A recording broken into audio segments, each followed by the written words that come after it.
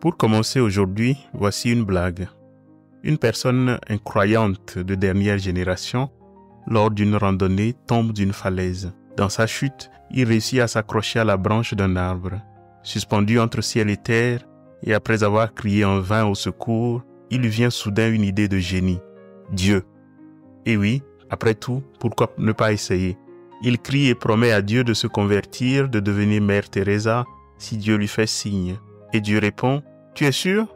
Oui, Dieu, je ferai tout ce que tu voudras. Alors, fais-moi confiance. Lâche la branche. » Et lui, c'est une blague? Y a quelqu'un d'autre? Il n'y a pas de suite à cette histoire, pas de morale non plus. Ce dimanche, nous célébrons l'Épiphanie. Et ce mot veut dire littéralement « Dieu fait signe », comme lorsqu'il fait signe à Moïse dans et par le buisson ardent, comme lorsqu'il fait signe au roi mage par une étoile, comme lorsqu'il fait signe à notre incroyant en lui parlant. Mais tout de suite, les questions s'accumulent. Il fait signe, mais faut-il écrire signe au singulier ou au pluriel? Et puis, comment savoir que c'est lui et pas quelqu'un d'autre, ou notre propre conscience qui se satisfait de ce qu'elle veut bien entendre? Malgré les apparences, l'histoire des rois mages n'est pas indifférente à tout cela. Mais d'abord, voici l'histoire elle-même. Matthieu, chapitre 2, versets 1 à 12. Jésus était né à Bethléem en Judée, au temps du roi Hérode le Grand. Or, voici que des mages venus d'Orient arrivèrent à Jérusalem et demandèrent « Où est le roi des Juifs qui vient de naître? Nous avons vu son étoile à l'Orient et nous sommes venus nous prosterner devant lui. » En apprenant cela, le roi Hérode fut bouleversé et tout Jérusalem avec lui. Il réunit tous les grands prêtres et les scribes du peuple pour leur demander où devait naître le Christ. Ils lui répondirent « À Bethléem en Judée, car voici ce qui est écrit par le prophète.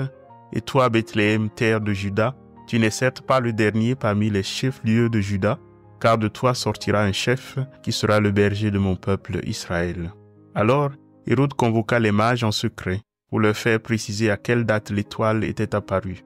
Puis il les envoya à Bethléem en leur disant « Allez vous renseigner avec précision sur l'enfant, et quand vous le retrouvez, venez me l'annoncer pour que j'aille moi aussi me prosterner devant lui. » Après avoir entendu le roi, ils partirent. Voici que l'étoile qu'ils avaient vue à l'Orient les précédait, jusqu'à ce qu'elle vienne s'arrêter au-dessus de l'endroit où se trouvait l'enfant. Quand ils virent l'étoile, ils se réjouirent d'une très grande joie. Ils entrèrent dans la maison, ils virent l'enfant avec Marie sa mère, et tombant à ses pieds, ils se prosternèrent devant lui. Ils ouvrirent leur coffret et lui offrirent leurs présents, de l'or, de l'encens et de la myrrhe. Mais avertis en songe de ne pas retourner chez Hérode, ils regagnèrent leur pays par un autre chemin. Pour des raisons que vous sentez sans doute au ton de ma voix, l'homélie de ce dimanche ne prendra pas tout son temps au sens du contenu. Je sais que ce n'est pas pour vous déplaire et que vous passerez le reste du temps à prier, peut-être pour moi, ou à lire l'ensemble du chapitre 2 de Matthieu que j'aurais souhaité pouvoir commenter aujourd'hui. Car l'évangile d'aujourd'hui aurait pu être le lieu de raccorder tous les thèmes que nous avons partagés ensemble pendant les mois de novembre et de décembre. Le mot épiphanie est un beau nom pour désigner ce que, au premier dimanche de l'Avent, j'appelais les petites parousies, ces passages brusques et discrets de Dieu dans notre vie, pour lesquels la foi, veilleure et attentive, doit aiguiser ses sens pour ne pas rater ce Dieu qui se montre tout à coup. Hérode est la figure même de ces gardiens du figuier, chargés par nous de maintenir nos maisons, nos cultures, nos institutions, telles que nous les avons bâties, et d'éviter qu'un tremblement quelque part, fût-ce la naissance d'un certain enfant, puisse en ébranler les fondations.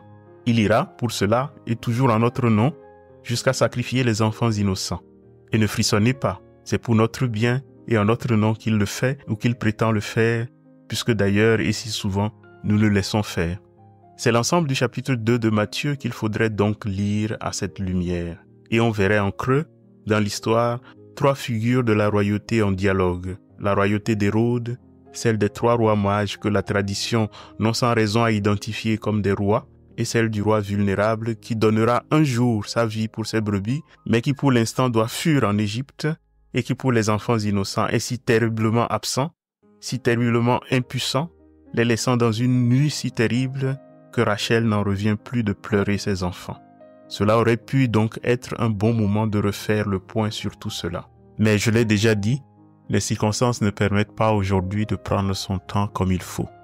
Contentons-nous donc des mages et en plus d'un seul détail de leur histoire, un détail dont ils sont les spécialistes. Chercher, repérer des signes et les interpréter. Dans cette fonction-là, ils sont les représentants de tout le genre humain. Le point de départ de leur histoire fut un signe apparu dans le ciel, un astre. Dieu fait signe, épiphanie. Et ce geste montre surtout de quoi est fait ce que nous appelons l'humanité et la culture humaine. Nous les hommes, nous sommes des êtres qui inlassablement transformons des faits en signes. Les mages voient une étoile, ça c'est un fait, et ils se disent que ce signe doit indiquer la naissance d'un roi. Ils en font un signe de quelque chose d'autre. Ils transforment donc un fait en signe. Et cela arrive bien plus souvent qu'on ne pourrait le penser. Quelqu'un me regarde d'une certaine manière et je me dis que c'est peut-être le signe qu'il ne m'aime pas. Je veux sortir de chez moi et j'oublie 3 fois la clé de ma voiture et je me dis que c'est peut-être le signe que. Mon ami ne m'a pas téléphoné pendant les fêtes et je me dis que c'est peut-être le signe que. Nous les humains, nous sommes ainsi d'extraordinaires machines à produire des signes. Mais en même temps que nous sommes tous fabricants de signes, nous détestons ceux qui voient des signes partout, car justement, cela peut devenir parano et surtout superstitieux.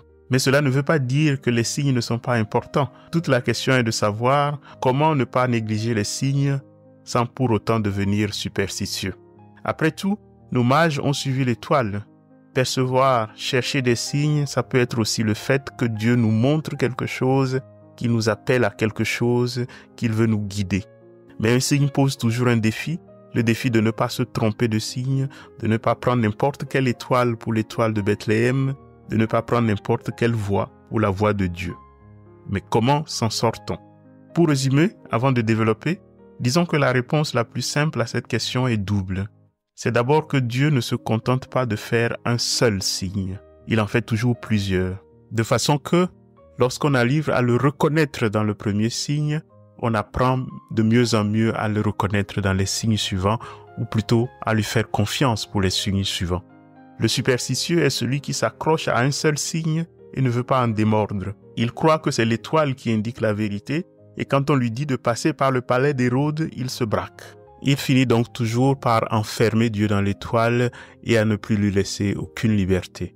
Dieu ne conduit pas les mages seulement par l'étoile, mais par le palais morose d'Hérode, où malgré tout, une autre lumière les attend. Et à la fin, ce ne sera plus ni l'étoile ni Hérode, mais par le songe que Dieu cette fois fera signe.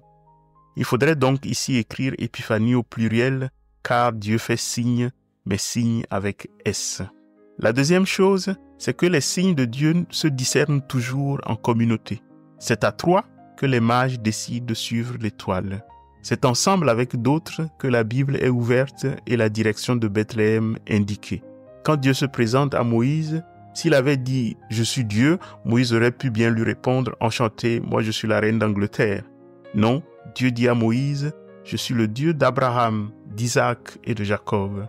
C'est à la communauté de ses ancêtres qu'il le renvoie et c'est là que le signe du buisson ardent commence à prendre du sens pour Moïse. C'est surtout sur ce deuxième élément que j'aimerais m'arrêter. En suivant non plus ce que font les rois mages, mais en parcourant le chemin avec eux pour voir comment ils s'y prennent pour ne pas s'y perdre dans cette masse de signes que nous fabriquons à tour de bras.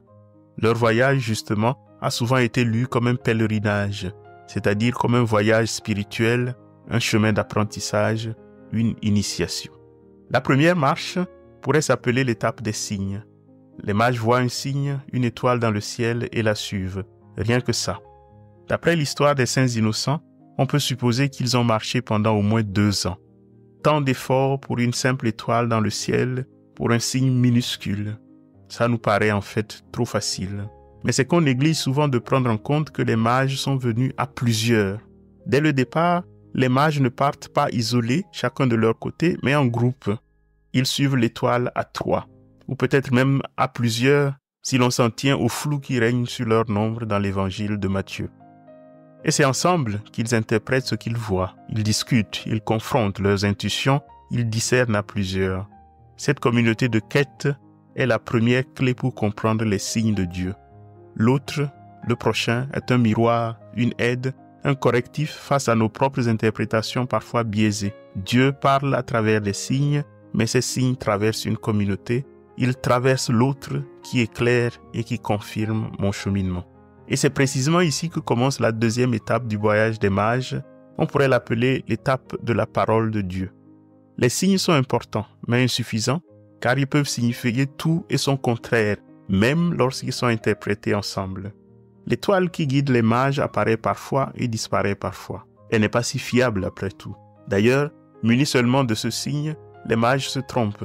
Ils ont atterri à Jérusalem au lieu de Bethléem, dans un grand palais au lieu d'une petite étable. Le signe ne les mène pas au bon endroit.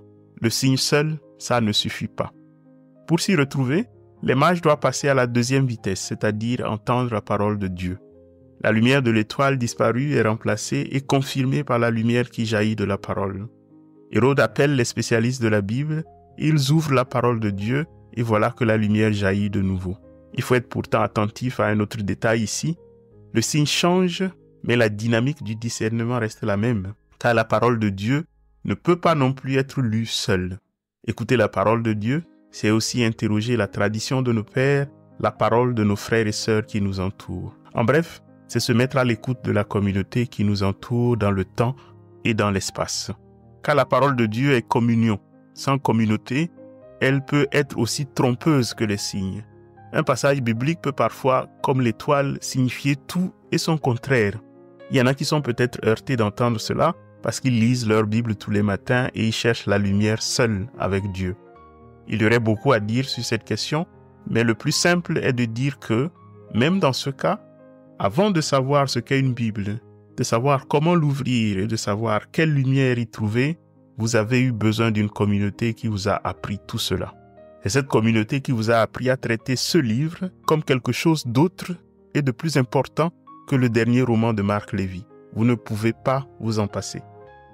C'est pourquoi nous avons toujours besoin en tant que chrétiens d'une communauté pour pouvoir comprendre ensemble les signes à travers la parole.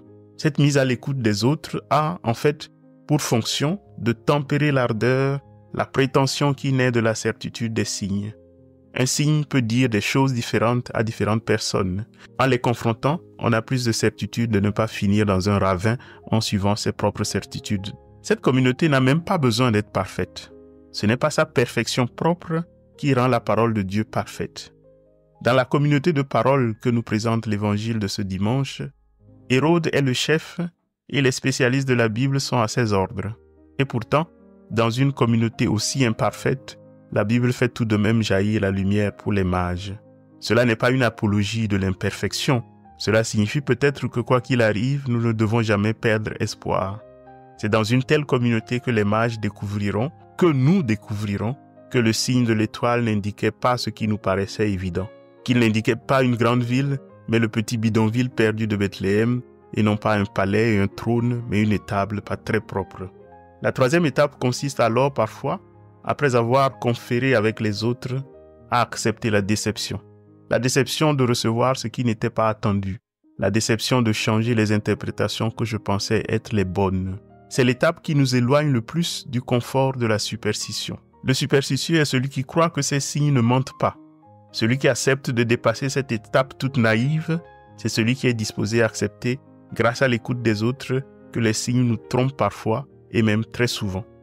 Nous pensions que le signe indiquait un palais, mais ce n'est qu'une étable. On pensait qu'il s'agissait d'un grand roi, mais c'est un enfant qui pleure quand il a faim et rit quand il a son lait, qui fait pipi et autres délicatesses sur sa mère, comme tous les enfants. Cette étape décide s'il y aura ou non une quatrième étape. Elle décide s'il faut reprendre le même chemin ou, comme les mages, prendre un autre chemin. Elle décide s'il faut repartir comme on est venu, avec la certitude que ce qu'on pensait était juste, ou s'il faut accepter de se laisser déplacer par ce qu'on a vu et ce qu'on a reçu. C'est l'étape du doute, ou encore celui de la foi. Les deux sont les faces d'une même médaille. On peut se dire, tout cela n'est pas sérieux, un Dieu qui naît dans une crèche sale, ce n'est pas sérieux. On peut aussi se dire, Dieu ne nous a pas menés jusque-là pour rien, nous n'avons pas compris ce qu'il voulait nous dire avec tous ces signes, mais nous sommes prêts à attendre qu'il nous révèle le sens de toutes ces choses. Et même dans ce cas, attendre veut dire toujours attendre avec les autres, portés par la même espérance, attendre dans une communauté qui entretient, nourrit et soutient notre marche. J'ai souvent parlé ici d'un théologien méthodiste américain, Stanley Hauerwas, une de mes sources d'inspiration, à qui on demanda un jour pourquoi il avait étudié la théologie. Ce à quoi il répondit ceci: « Quand j'étais adolescent, comme la plupart des jeunes, j'ai commencé à préférer aller traîner avec les copains plutôt que d'aller à l'église. Ça ne m'intéressait plus, et peu à peu, je me suis dit aussi qu'être athée, c'était plus cool. Puis, au moment d'entrer à l'université, je me suis dit que je n'avais peut-être pas tout à fait compris ce que je prétendais rejeter. Je suis donc allé à la faculté de théologie pour étudier ce que je rejetais, afin d'avoir tous les arguments pour le rejeter. Le problème, c'est que je n'ai toujours pas fini de l'étudier. Et cela s'appelle la foi. Ne pas avoir tout compris et pourtant y tenir avec l'espoir d'aller de plus en plus loin dans la compréhension. Et cela conduit à prendre un autre chemin que celui qui nous a menés jusqu'ici. Le chemin ouvre la 4e étape de ce pèlerinage des mages, et la question est toujours la suivante: pour eux comme pour nous, y aura-t-il pour toi, pour vous, pour nous, pour moi, une 4e étape? Y aura-t-il un nouveau chemin?